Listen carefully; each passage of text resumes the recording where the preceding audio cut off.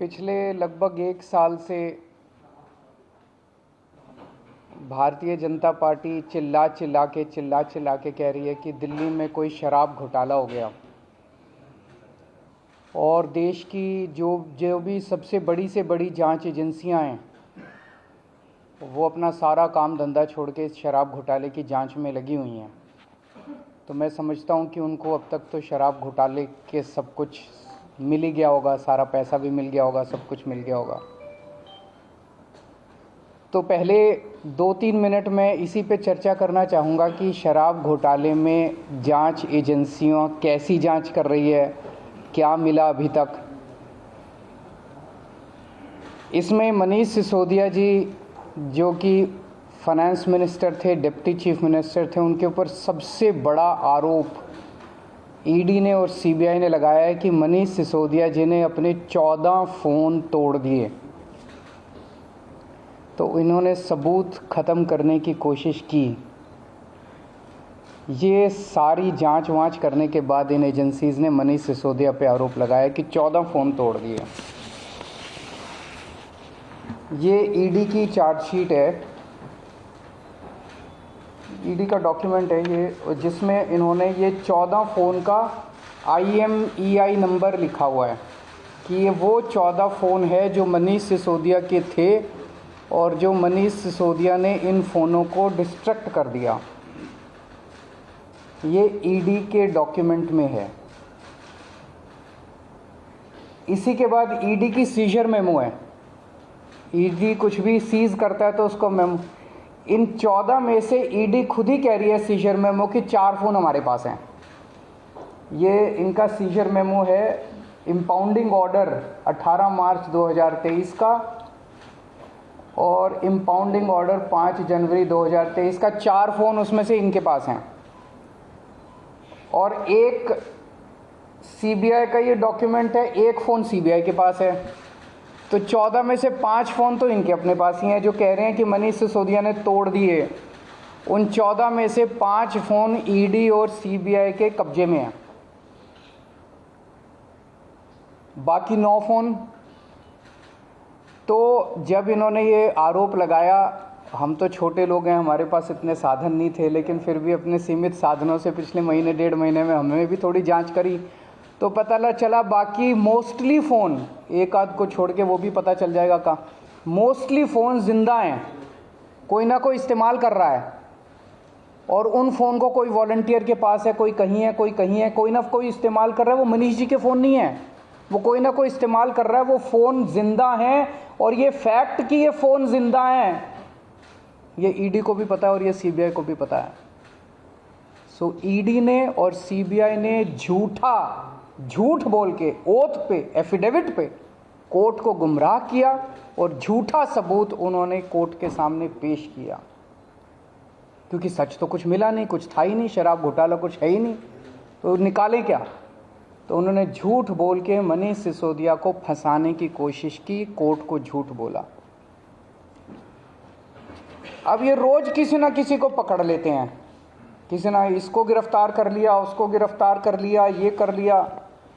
एक कोई चंदन रे, और उनको टॉर्चर कर करके, धमकियां दे दे के, मेंटली टॉर्चर करके, फिजिकली टॉर्चर करके, 3rd डिग्री करके,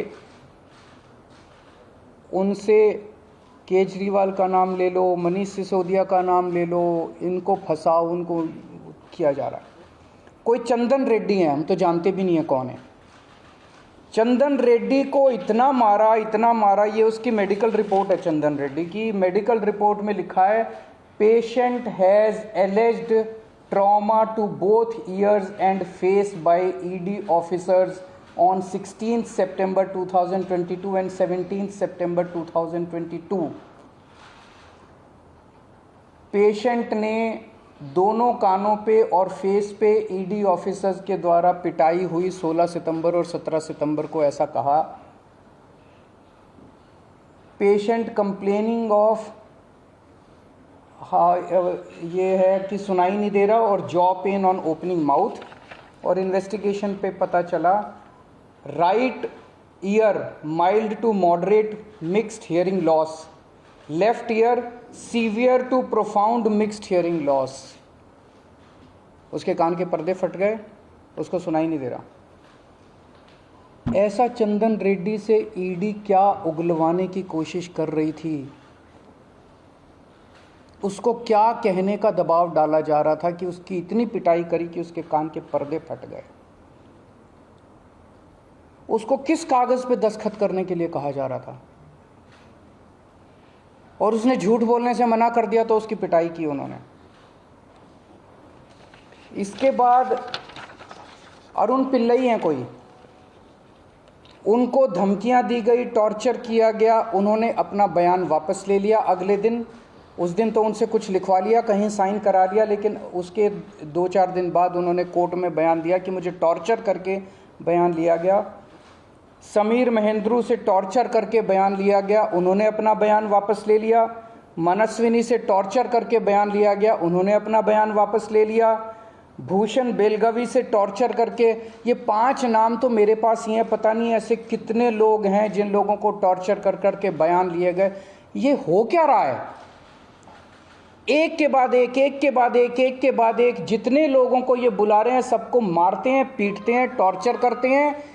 एक ऐसा व्यक्ति है जिसे एक कमरे में उस व्यक्ति को बिठा रखा था, दूसरे कमरे में उसकी वाइफ को और उसके पिताजी को बिठा लिया, और उसको बोलते हैं कि या तो इस कागज पे साइन कर दे, नहीं तो तेरी पत्नी को और तेरे पिताजी को भी जेल भेज रहे हैं।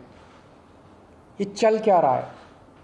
मैं प्रधानमंत्री जी से पूछना चाहता हूं, ये चल क्या रहा है? जहां कोई घोटाला नहीं हुआ वहां पे कोशिश की जा रही है जबरदस्ती करके, लोगों से जबरदस्ती करके, मार के, पीट के, धमकियां दे के बयान लिखवाने की। एक व्यक्ति है, उससे कहा गया कि कल देखते हैं तेरी बेटी, उसकी 2 जवान बेटियां हैं, कल देखते हैं तेरी बेटी कॉलेज कैसे पहुंचती है। ये जांच चल रही है इन लोगों के। एक व्यक्ति है, उसके वकील ने कोर्ट में खड़े होकर कहा कि हमारे मुवक्किल के, मेरे मुवक्किल के ऊपर दबाव डाला जा रहा है कि दिल्ली के पॉलिटिशियंस का, कोर्ट के अंदर खड़े होकर उसने बोला कि मेरे मुवक्किल के ऊपर दबाव डाला जा रहा है कि आप दिल्ली के पॉलिटिशियंस का नाम लीजिए। ये इनकी जांच चल रही है। इस सारी जांच करने के बाद, 1 साल जांच करने के बाद, ये आरोप लगाते हैं कि 100 करोड़ रुपए की रिश्वत ली गई और दी गई। वो 100 करोड़ रुपया कहाँ है? एक नया पैसा कहाँ है वो 100 करोड़ रुपया? सब इतनी 400 से ज्यादा रेड हो चुकी हैं। मनीष सिसोदिया जी के घर पे रेड हो गई, इतने सारे दूसरे लोग, वो पैसा मिल है कहाँ? एक नया पैसा नहीं मिला 100 करोड़ रुपए का, ना कोई ज्वेलरी मिली, ना कोई मनीष जी के घर पे गद्दे भी फाड़ दिए इन्होंने, उनके गांव भी हुआ है, उनके बैंक लॉकर भी छान मारे, कुछ नहीं मिला 100 करोड़ में से। फिर आरोप लगाया कि 100 करोड़ रुपया गोवा के चुनाव में इस्तेमाल हुआ है। जी, गोवा के हमारे जितने वेंडर्स थे जिनसे हमने काम कराया था, सारे वेंडर्स पे रेड मार चुके हैं लोग। सारे वेंडर्स को इन गिरफ्तार कर करके स्टेटमेंट ले चुके, वहां कुछ नहीं मिला, सारी पेमेंट चेक से हुई है हमारी। सारा हिसाब किताब इलेक्शन कमीशन को दिया हुआ, वहां भी कुछ नहीं मिला। गोवा चुनाव के अंदर इनको धेला नहीं मिला, तो पैसा गया कहां? अगर रिश्वत ली तो पैसा गया कहां? अरे पैसा तो तब मिलेगा ना जब रिश्वत ली गई होगी और रिश्वत दी गई होगी। आज मैं इस प्रेस कॉन्फ्रेंस में कह रहा हूं कि 17 सितंबर को शाम को 7 बजे मैंने नरेंद्र मोदी को 1000 करोड़ रुपए दिए थे। कर लो गिरफ्तार उनको। ऐसे तो कोई भी इस देश में खड़ा होकर कुछ भी कह देगा। मैं कह रहा हूं कि नरेंद्र मोदी को 17 सितंबर की शाम को 7 बजे मैंने 1000 करोड़ रुपए दिए थे। गिरफ्तार करोगे इस बेसिस पे नरेंद्र मोदी को? भाई मेरे पास कुछ सबूत तो हो कहने का। कोई तो मैं कहूंगा भाई मेरे पास ये सबूत है, मैंने दिए थे। ऐसे ही कोई कुछ भी खड़ा होकर कह देगा और गिरफ्तार कर लोगे। 100 करोड़ रुपए दिए, 100 करोड़ रुपए दिए गोवा चुनाव। अरे कहां है सबूत? कोई सबूत नहीं है। ये पॉलिसी इतनी शानदार पॉलिसी थी, ट्रांसपेरेंट पॉलिसी थी, जो भ्रष्टाचार खत्म कर देती पूरे के पूरे शराब सेक्टर में। ये इस बात से साबित होता है कि ये पॉलिसी जब पंजाब में लागू की गई, पूरी कॉपी पेस्ट पॉलिसी है, जब पंजाब में लागू की गई तो इस पॉलिसी से 50% रेवेन्यू 1 साल के अंदर बढ़ गया। 50% रेवेन्यू दिल्ली के अंदर इन्होंने लागू नहीं की, करने दी। पंजाब के अंदर इनकी चली नहीं, क्योंकि पंजाब एक फुल स्टेट है। तो मैं मोदी जी को कहना चाहता हूं, मोदी जी अगर केजरीवाल भ्रष्टाचारी है तो फिर इस दुनिया के अंदर कोई ईमानदार नहीं है। मुद्दा भ्रष्टाचार है ही नहीं, मुद्दा भ्रष्टाचार की जांच है ही नहीं, मुद्दा शराब घोटाला है ही नहीं। ऐसा शख्स, देश का प्रधानमंत्री जो सर से लेकर पैर तक भ्रष्टाचार के अंदर डूबा हुआ है, उसके लिए भ्रष्टाचार मुद्दा कैसे हो सकता है? पिछले मार्च के आखिरी हफ्ते के अंदर मैंने इतने सारे असेंबली के अंदर इतने सारे गिनाए थे भ्रष्टाचार जो इन्होंने किए हैं, इतने भ्रष्टाचार गिनाए थे। इन्होंने तो मेरे को तभी कह दिया था उस दिन, जिस दिन असेंबली में मैंने स्पीच दी थी, शाम को संजय सिंह का मैसेज आया कि अरविंद जी अब अगला नंबर आपका है। कल सत्यपाल मलिक जी ने एक इंटरव्यू दिया, मैं वो सुन रहा था। सत्यपाल मलिक जी ने कहा मोदी जी को भ्रष्टाचार से कोई परहेज नहीं है। ये मैं तो नहीं कह रहा हूँ, ये तो उनके अपने गवर्नर कह रहे हैं। सत्यपाल मलिक जी कौन है? सत्यपाल मलिक जी मोदी जी के बहुत खास लोगों में गिने जाते थे। उन्हें पहले उन्होंने जम्मू कश्मीर का गवर्नर बनाया, फिर उन्हें गोवा का गवर्नर बनाया, फिर उन्हें मेघालय का गवर्नर बनाया। उन्होंने कहा कि मेरे जो इंटरेक्शन हुए मोदी जी के साथ, उसमें पता चला है कि मोदी जी को भ्रष्टाचार से किसी तरह का परहेज नहीं है। उसी इंटरव्यू में उन्होंने कहा कि इन लोगों के कुछ मुख्यमंत्री हैं जो भ्रष्टाचार करते हैं, खूब पैसे इकट्ठे करते हैं, लेकिन वो सारा पैसा मुख्यमंत्री अपने पास नहीं रखते, वो पैसा ऊपर भेजते हैं और वहाँ से वो पैसा उनकी दोस्त की कंपनियों के अंदर इन्वेस्ट होता है। मैंने भी तो इसी तरह का कुछ कहा था अपने उसमें, तो चलो मेरी बात तो नहीं मानी, अब तो गवर्नर, इनके अपने गवर्नर कह रहे हैं। तो ऐसा व्यक्ति जो इतना भ्रष्टाचार कर रहा है, उसके लिए भ्रष्टाचार मुद्दा हो ही नहीं सकता। उनके लिए भ्रष्टाचार मुद्दा थोड़ी है। तो फिर ये आम आदमी पार्टी के पीछे क्यों पड़े हैं? 75 साल के भारत के इतिहास में किसी एक पार्टी को इतनी बुरी तरह से टारगेट नहीं किया गया जिस तरह से आम आदमी पार्टी को ये लोग टारगेट कर रहे हैं। नंबर 2 को गिरफ्तार कर लिया, नंबर 3 को गिरफ्तार कर लिया, और उनको गिरफ्तार करने का तो मकसद इनका यही था कि मेरी गर्दन तक पहुंचना। तो अब ये मेरे पीछे पड़े हैं, मुझ तक पहुंचने की कोशिश कर रहे हैं। किसी पार्टी को इस तरह से नहीं टारगेट किया गया जिस तरह से आम आदमी पार्टी को टारगेट किया गया। उसका एक कारण है, वो कारण है कि 75 साल के बाद आम आदमी पार्टी ने इस देश को एक ऐसी उम्मीद दी है जो कि कोई पार्टी नहीं दे पाई। गुजरात के अंदर 30 साल से बीजेपी की सरकार है, उसमें 12 साल प्रधानमंत्री मोदी जी खुद वहाँ पे मुख्यमंत्री रहे। 30 साल के अंदर ये एक सरकारी स्कूल ठीक नहीं कर पाए, एक भी सरकारी स्कूल ठीक नहीं कर पाए। जब मोदी जी को फ़ोटो खिंचवाने के लिए सरकारी स्कूल में जाना था तो एक टेम्पोरेरी क्लास, एक टेंट के अंदर टेम्पोरेरी क्लास बनानी पड़ी इनको फ़ोटो खिंचवाने के लिए। फ़ोटो खिंचवाने लायक सरकारी स्कूल भी नहीं बना पाए। और 5 साल के अंदर दिल्ली के हमने सारे सरकारी स्कूलों का कायाकल्प कर दिया। 5 साल के अंदर हमने सारे सरकारी स्कूल ठीक कर दिए। इस देश के लोगों को आम आदमी पार्टी ने एक उम्मीद दी है कि केवल आम आदमी पार्टी उनकी गरीबी दूर कर सकती है, उनको शिक्षित कर सकती है, उनके बच्चों को रोज़गार दे सकती है।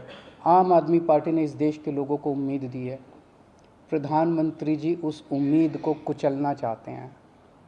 प्रधानमंत्री जी नहीं चाहते कि वो उम्मीद आगे बढ़े, क्योंकि अभी तक इन सारी पार्टियों को की मिलके जो लूट चल रही थी, अगर इनको स्कूल बनवाने पड़ गए, इनको अस्पताल बनवाने पड़ गए, तो उनको लूटने के लिए पैसे नहीं बचेगा। तो कल इन्होंने मेरे को बुलाया है, मैं जाऊंगा कल सीबीआई में, और मैं फिर से अंत में यही कहना चाहता हूं कि प्रधानमंत्री जी, अगर केजरीवाल चोर है, केजरीवाल भ्रष्टाचारी है, तो इस दुनिया में कोई ईमानदार नहीं है। क्या आपको आशंका है कि कल जब आप संसद में जाएंगे तो गिरफ्तारी हो सकती है आपकी? संडे का दिन है, मनीष जी को अरेस्ट किया था, आप भाई ये बीजेपी वाले तो मैं कल से देख रहा हूँ प्रेस कॉन्फ्रेंस कर करके यही कह रहे हैं कि केजरीवाल को गिरफ्तार करेंगे। तो अगर बीजेपी ने सीबीआई को ऑर्डर दे दिए हैं कि गिरफ्तार करना है, तो फिर सीबीआई उसको नकार कैसे सकती है? बीजेपी के ऑर्डर तो मानेंगे वो लोग। Thank you.